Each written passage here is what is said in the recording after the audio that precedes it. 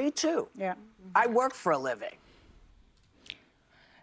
Bitch, you are on TV for a living. I work for a living. None of us want to hear it. All right, you guys, welcome back to the channel. It is Thursday, so you know what that means. It means we are reacting to another video. So today I don't have TikToks for you. What I do have is a short clip from Whoopi Goldberg on The View. So that's always going to be delightful. I'm so excited for us to experience this one together. But before we get into any of that, this is your reminder to subscribe to this channel and give this video a thumbs up. It does help me out a ton and I really appreciate it. All of my other social medias are linked down below as always. And without any further ado, let's dive right in. So in this clip, Whoopi is talking about how she is just like the rest of us. She too is struggling. She too is a working lady and can just truly relate to the struggles of Americans. Let's hear her out. I'm sorry, when you have one candidate who has been running for 12 years, who lies and changes things, I appreciate that people are having a hard time. Me too. Yeah. I work for a living. Bitch, you are on TV for a living. I work for a living. None of us want to hear it. None of us want to hear it. You are in movies. You have a primetime television show. Whoopi, you cannot relate to Americans. Please. If I had all the money in the world, I would not be here. Okay? So I'm a working person, you know? And my kid has to feed her family. You know, and my great-granddaughter has to be fed by her family. I know it's hard out there, but I also know... The left is often so upset by generational wealth and how there are people who are rich and had nothing to do with making that money and it was just passed down to them. I promise you, Whoopi's great-granddaughter is not going hungry. I promise you, Whoopi's children are just fine. I promise you, nobody in relation to this woman, so long as they voted for Kamala Harris, we can all presume, is not for need, right? And how insulting. How insulting to make light of this issue. There are people who are struggling to feed their families. And I think that is the thing that has been so off-putting about the Democrat message, especially through this past election cycle, is they tried so hard to convince people that the economy was doing well. I don't care what the stock market says if I'm having a hard time purchasing groceries. I don't care what the stock market says if gas is still $3, $4 a gallon. And they ignored Americans when they said that. And I don't know that she means to, but Whoopi is making light of this issue because she's out of touch. And that's what it comes down to is the Democrats are part of the elite class. They are part of the establishment. And these people are out of touch with the needs of actual Americans. Not actual Americans. We're all Americans, but of average Americans.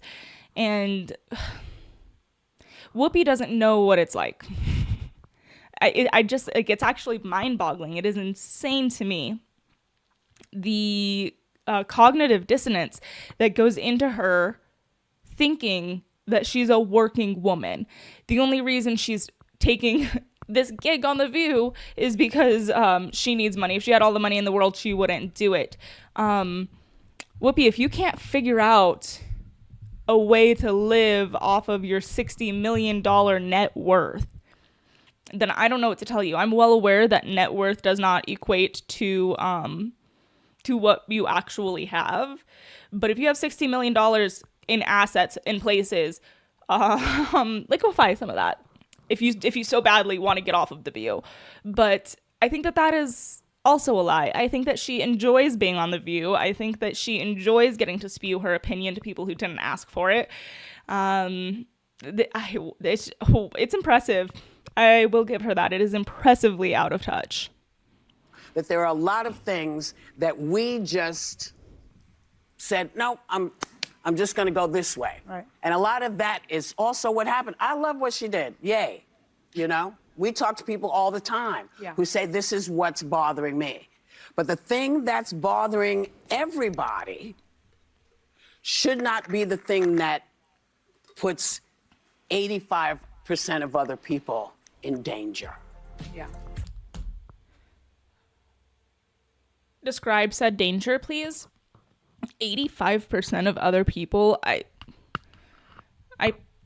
presume that means that 85% of the population is a minority of some kind. But question for you. If minorities have grouped themselves all together, you know, people of color, LGBTQ, and that makes up 85% of the population. Granted, I am assuming what she's talking about here because I don't know what else she could be insinuating or referring to. Does that mean that they're no longer the minority? I am just throwing that question out there. But let's circle back because I'm going to need you to explain to me the danger that you're in.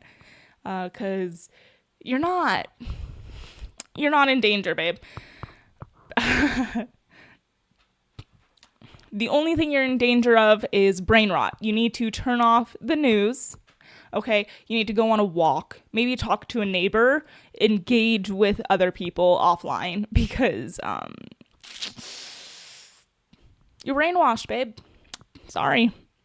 All right, you guys, I know that was a very short clip and that this was a very short video.